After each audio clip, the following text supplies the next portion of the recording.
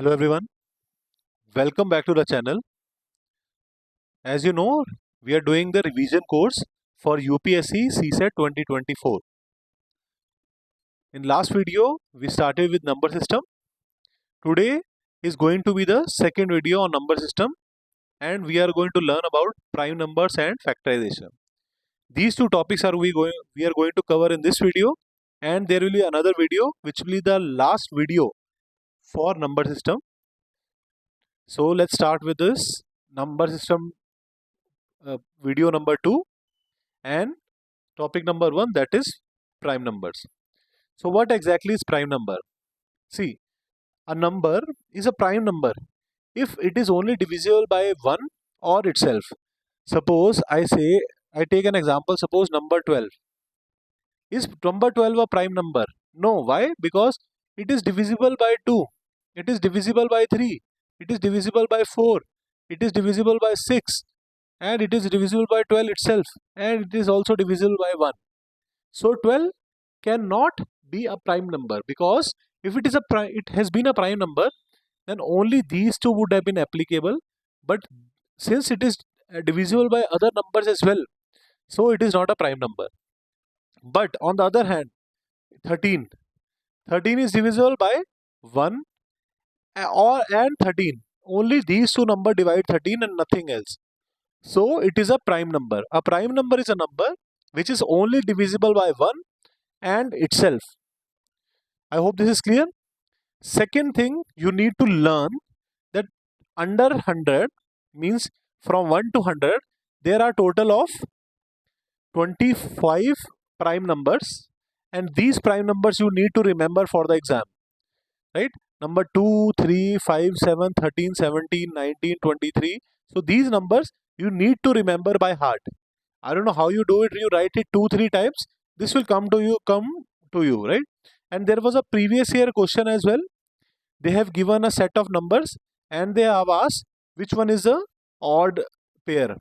So there was one answer in which the pair did not had a prime number. Means one pair had some 3 numbers, suppose 31, 37, 41. Another pair something like 43, 47, 53. Then another pair was 71, 73, 91. So they've asked which one is the odd one out. So the answer was 17, 71, 73 and 91. Why 91? Because 91 is a prime number which is divisible by 13 as well as 7. So 91 is a prime number. I hope it is okay. You need to remember all the prime numbers which are less than 100. I hope it is clear. So please remember these numbers. And now we are going to move to the properties of prime number. So let's start. First thing, how to check if a number is prime number? Suppose 123 is given to you. And as I've already asked you to remember all the prime numbers less than 100. But 123, I don't know.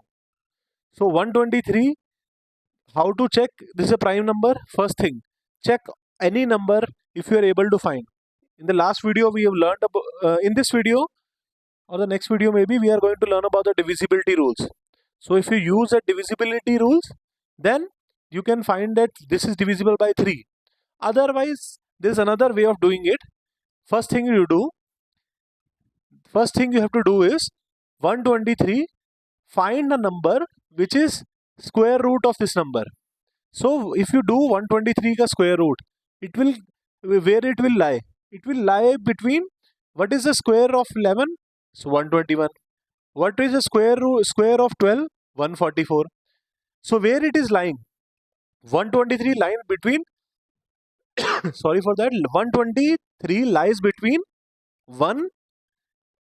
11 or 12, right? 123 ka square root lies between 11 or 12. So let's take it, suppose we can take it till 11. Check for all the numbers starting from 1, 2, 3, 4, 5, 6, 7, 8, 9, 10 and 11. Check all these numbers. If 123 is divisible by any of these numbers, then it is a prime, then it is not a prime number. Other ways, you can check for all the numbers starting from 1 to 123, but I am giving you a trick. that you can, if you only check till the square root of that number, even that is fine. So if 123 is divisible by 1, 2, 3 till 11, you don't need to check 12, 13, 14. If you only need to check these numbers, and the answer is that 123 is divisible by 3. So it is not a prime number. I hope this is okay. Not a prime number. So that this is how you check a prime number. Now 233 is another number. Now 233 I have to check. So 15 square, I know that it is 225. 16 square, I think that is 256. So this lies somewhere between 15 and 16, right? So I have to check for all the numbers from 1 to 15 only. You don't need to check all the numbers from 1 to 233. Just check all the numbers from 1 to 15. And if this number is divisible by any of the numbers between 1 to 15, then it will be divisible. Then it will be a prime. It will be not a prime number, right? So between 1 to 15, right? Between 1 to 15, which are numbers are there? 1, 2, 3, 4, 5, 6, 7, 8, 9, 10, 11, 12, 13 and 14 and 15, right? So let's start with number 2. Is 233 divisible by 2? No, because it's not an even number. You can check for 3 as well. It will be not. 4 as well. 5 as well. 6? No, 6 will not, also not. 7. You can check for 7. 233 divided by 7. 7, 3, 21. Then you are 23. So it will still not be divisible by 7. 8. No. 9. 9 if you check, it will again not be divisible by 9. Not 10. 11. 12. 13, 14, 15 and so on, right? So since it is not divisible by any of the number, you can say that it is a prime number. So it will only be divisible by 1 and itself, 233. So 233 is surely a prime number. I hope it is okay. So to check if it is a number, is a prime number or not, you don't need to check for all the numbers from 1 to 233. You only check till the square root of that number. That is till 1 to 15, and that is enough. Now second property, a prime number always, suppose I write it like this: 1, 2, 3, 4, 5, 6, 7, 8, 9, 10, 11, 12, 10, 18. So I'm just checking, noting down all the multiples of 6, 42. So a prime number always lie either one step behind the multiple of 6 or one step ahead of multiple of 6. So prime number will either lie one step behind 12 or ahead of 12. 18 either behind 18 or in front of 18. 24 either just behind it or just ahead of it. So if you see, when we have checked all the prime numbers from 2 to from 1 to 100, only these are the exception, because 2 and 3 are the prime numbers. But after that, if you check 6, so these two prime numbers lie just behind and just ahead of it. Then after that you check 12, so that 11 and 13 lie one behind and one ahead of it. Then after that your number is 18, one back and one ahead. This is not a guarantee that all the numbers which lie behind and front are prime numbers. But if a number is a prime number, then it must be lying one either ahead or either behind the multiple of 6. So suppose this is another case of 24. 23 is a prime number, but 25 is not. So just lying ahead or behind a multiple of 6 is not a guarantee of a prime number. But if it is a prime number, it must surely be lying one step either behind or one step ahead of that. There is no, a prime number cannot lie anywhere other than that, right? So again, I am repeating myself again, that if any so if you think of any multiple of 6, suppose a multiple is 6n, then 6n minus 1, just one step back and one step ahead. There is no guarantee that these are surely prime numbers, but there is no guarantee these are surely prime numbers. But if it is a prime number, so it will surely be either this or this and cannot be anything else, with the exception of 2 and 3. Now look at 123. When I say 123, then multiple of 6 is 120. or next multiple of 6 is 126. So the number behind 120 is 119 or 121, and the number behind 126 is 125 and 127. So prime number, so these could be prime number, not guarantee, but these could be prime number. Since 123 is not any of these, so this is surely not a prime number. Surely not a prime number. Please note this, right? Now let's talk about 233. So if I check it for this, so I know 240 is a prime number. 240 is a multiple of 6, and behind that is 234, I guess. I am writing, yeah, 234. So which all could be prime numbers? Could be 233, 235, 239, 241. So these could be prime numbers. So since 233 is here, this could be a prime number. And how to guarantee this is a prime number? Do that check, square root check, which we have learned in the last slide. Do the square root test on it. So 233 could be a prime number. That is, one step is clear. After that, you have to do the square root test to guarantee it is a prime number. I hope this is fine. This is okay. Now moving on. Prime factorization.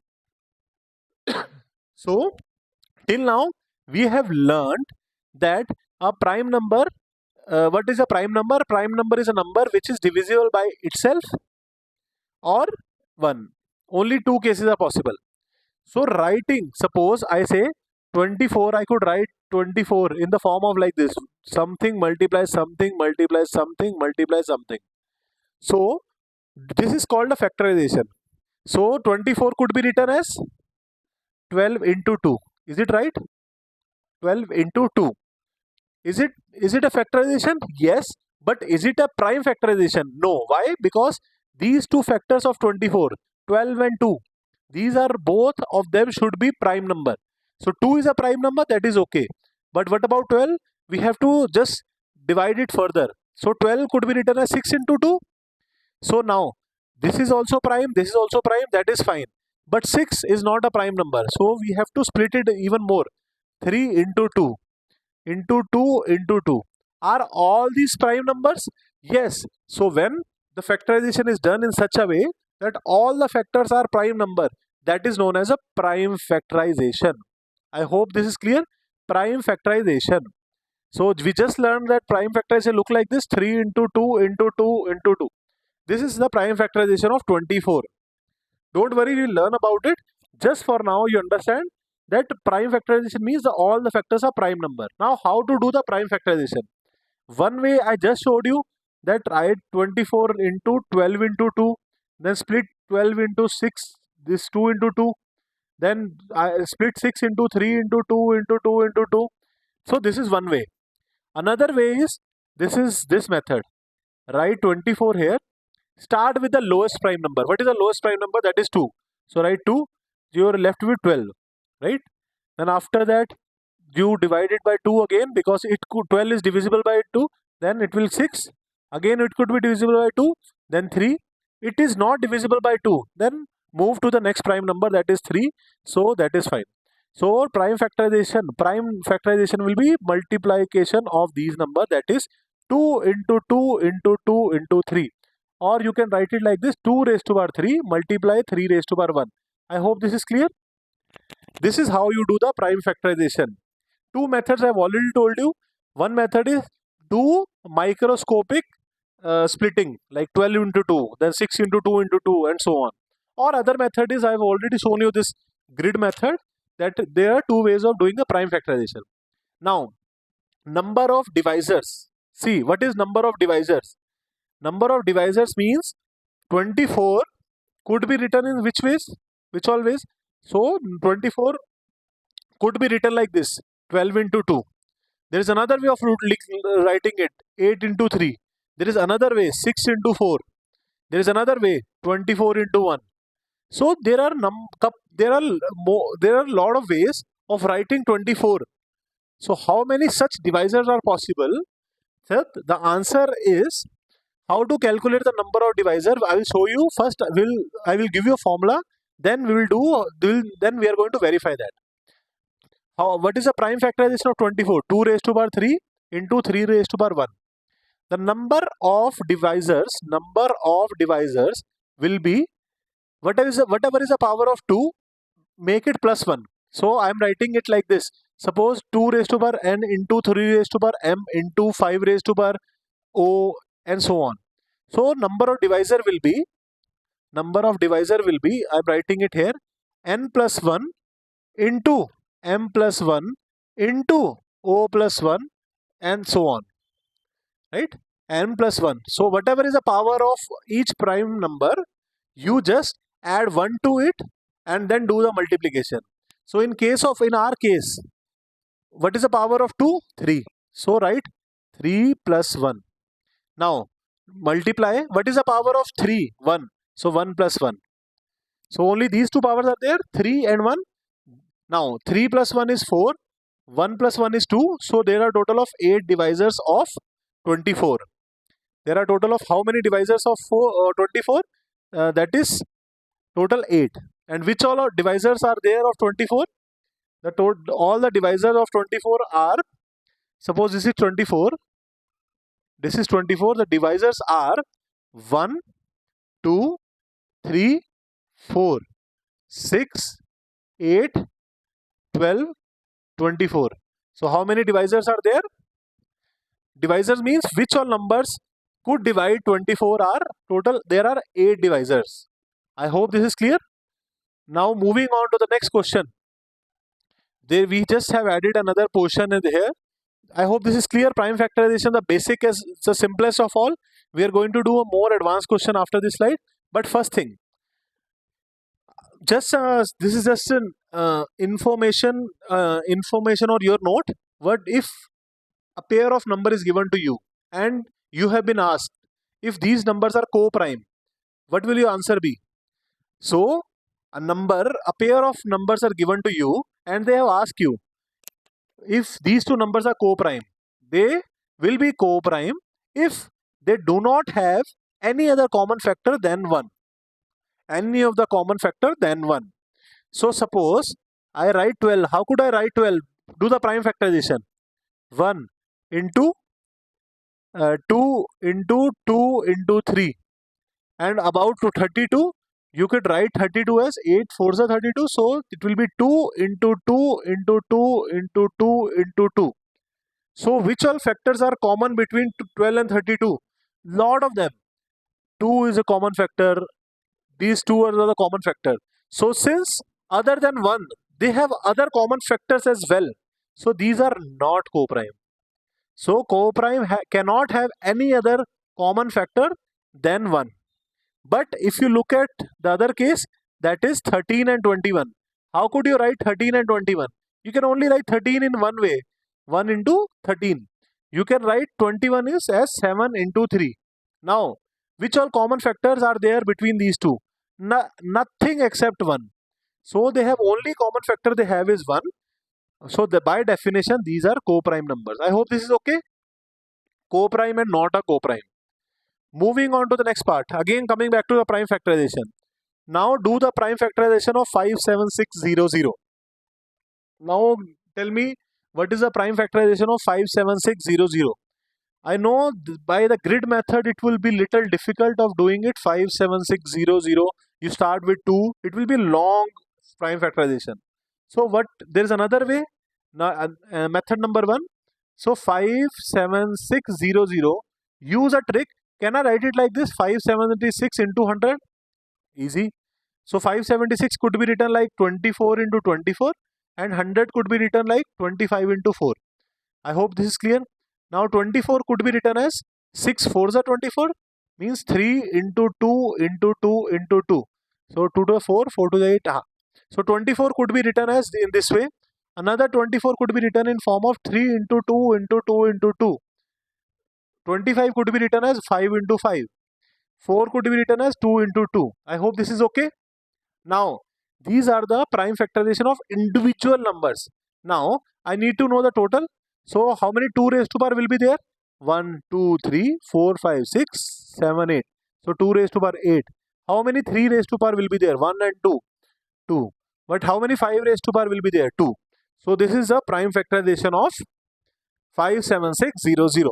So a grid method could be helpful or other method is helpful, you have to decide. So prime factorization is done. How many number of divisor it will have? Means how many numbers which are less than this number will divide it. So the answer will be 8 plus 1 multiply by 2 plus 1 multiply by 2 plus 1. This is what we have already learnt. So that will be 9 into 3 into 3. So the total there will be 81 divisors. I hope this is clear. We are not going to write all 81 divisors, but this is the way to find out the number of divisors of a number.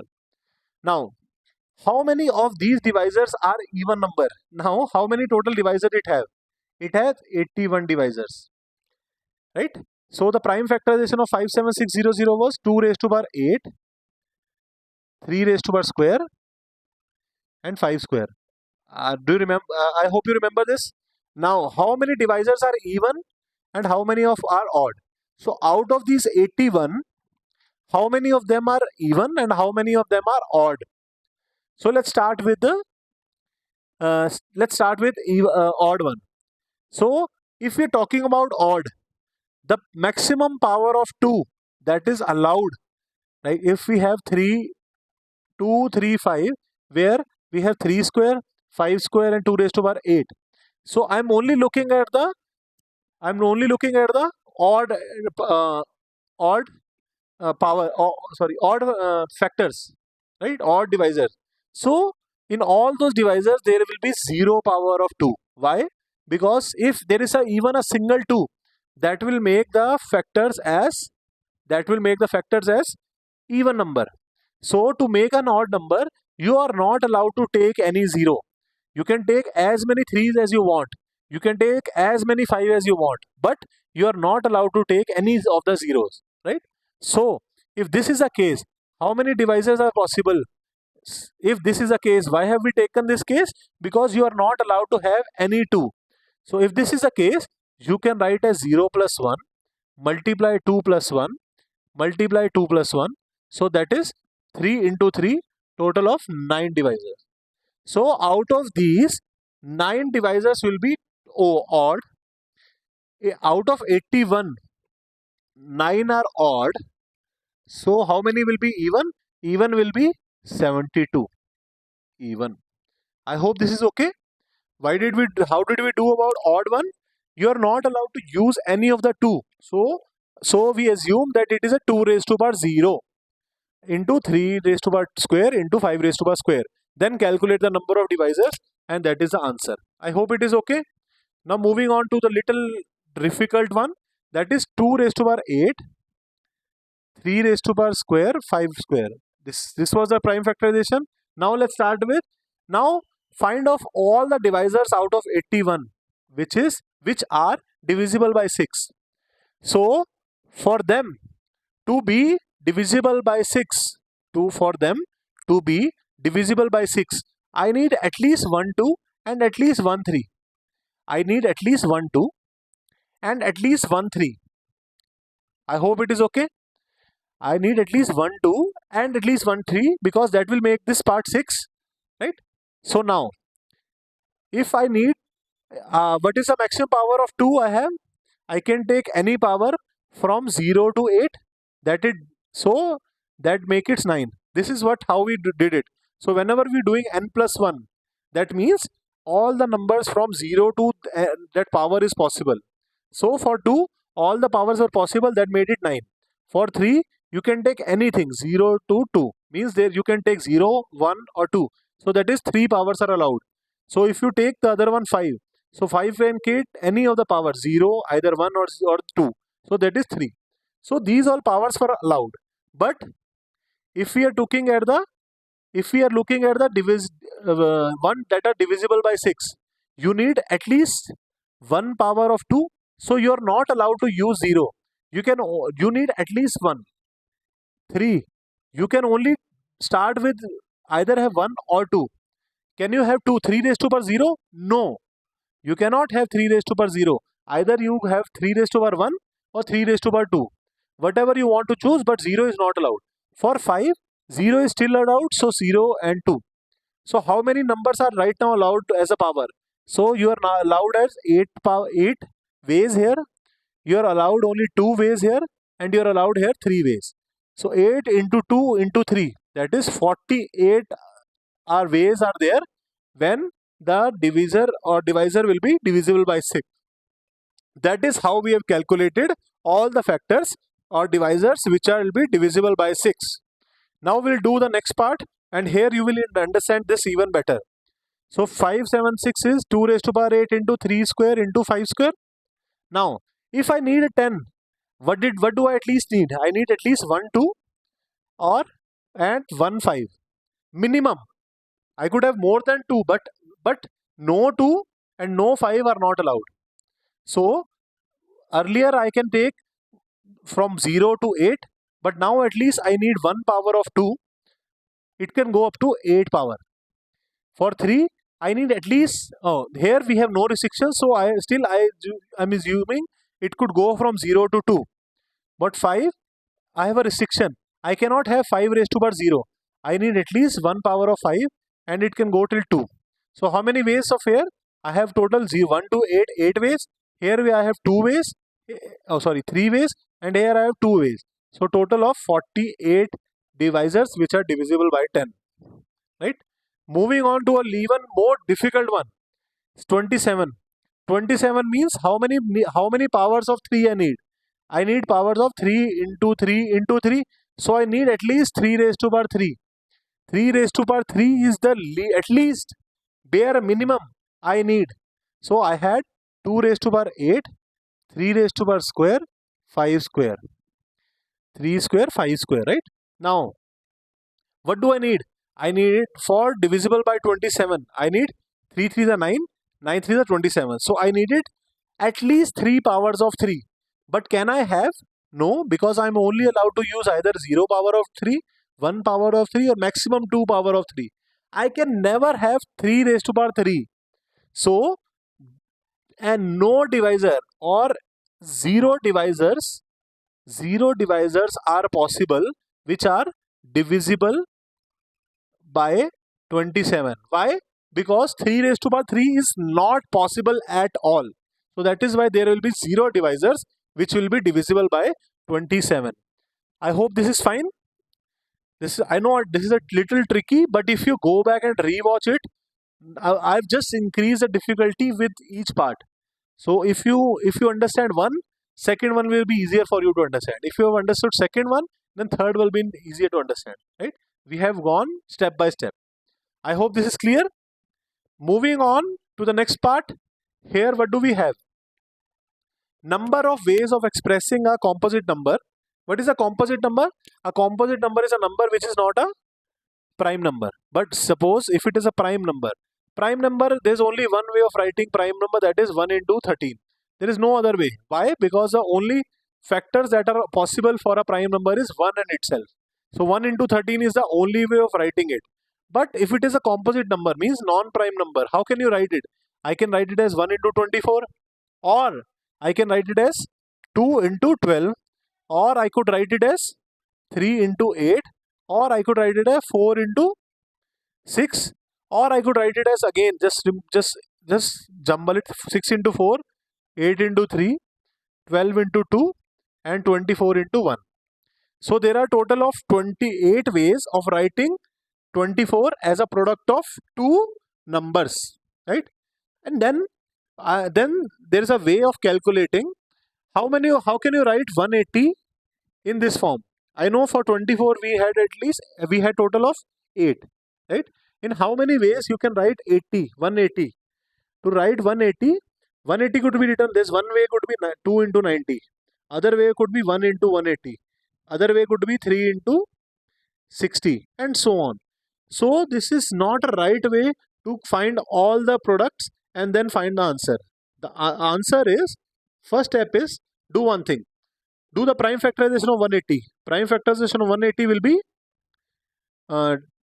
then 90 into 2, or 3 into 3 into 10 into 2, right? 9 into 10, right? Then 3 square into 2 square into 5. This is the prime factorization of 180. Now, how many divisors are there? Number of divisors is n plus 1, 2 plus 1, 2 plus 1, 1 plus 1. So, this will be 3 into 3 into 2. 18 total divisors are possible.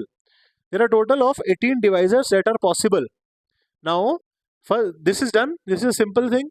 So now you need to know if n, whichever is given to you, that is 180. If it is not a perfect square, 180 is not a perfect square. Not a perfect square. Yes, this is true. So since 180 is not a perfect square, then the formula for finding the number of ways of writing in the form of product is number of divisors, that is 18, divided by 2. So the answer is 9. So there are total of 9 ways of writing 180 as a product of two numbers. I hope this is fine. What did we do? We followed two steps. What are the two steps? In first step, what did we do? We did find the number of divisors. In second step, what did we do? With the second step was where once the number of factors are found, then divide it by 2 and you will get the 9. 9 is the number of ways of finding this, right? If you want, you can check for 24 as well. So 24 is 8 3 are 24. So that is 2 raised to power 3 into 3. Number of factors, number of divisors will be 3 plus 1 into 1 plus 1. So this is 4 into 2, that is 8. So there are total of 8 ways of writing 24. And this is what we have learnt already. 8 you remember. Then when we started with 1 into 24, then 2 into 12, 3 into 8 and so on. So there are total of 8 ways.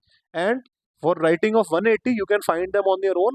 How the total number of ways is 9. First step is done. Now, the only difference is if n is a perfect square. Suppose we are given 36. Is 36 a perfect square? Yes. First, don't do anything different. Just do the same thing. 36 is 6 into 6. So the prime factorization will be 2 square into 3 square. So number of divisors will be 2 plus 1 into 2 plus 1. That is 3 into 3 is equal to 9. So I hope it is done. 9 is there. So if it is a perfect square, the method of calculating the number of ways n plus 1 by 2. What is n? N is number of divisor, that is 9 plus 1 by 2. So to write 36 as a product of two composite number or two numbers is 9 plus 1 by 2, that is 5 ways. I hope this is also clear. N by 2 was the other one when it is not a perfect square. When it is a perfect square, then the formula is n plus 1 by 2. I hope this is clear. And that completes our, I understand again, this is a little tricky. The in number system, we cannot do anything. As I've already told you in the last video of remainders, remainders is tricky. So is the prime factorization. So, but you have to master them because a lot of questions have been asked from the number system section. And this is one of the most important topic, right? So that's all for this video. There will be the final video on number system. And after that, we will be done with the number system revision as well. Till then, best of luck. If you have any doubt, please feel free to post them in the comments. So till then, we'll meet in the next video.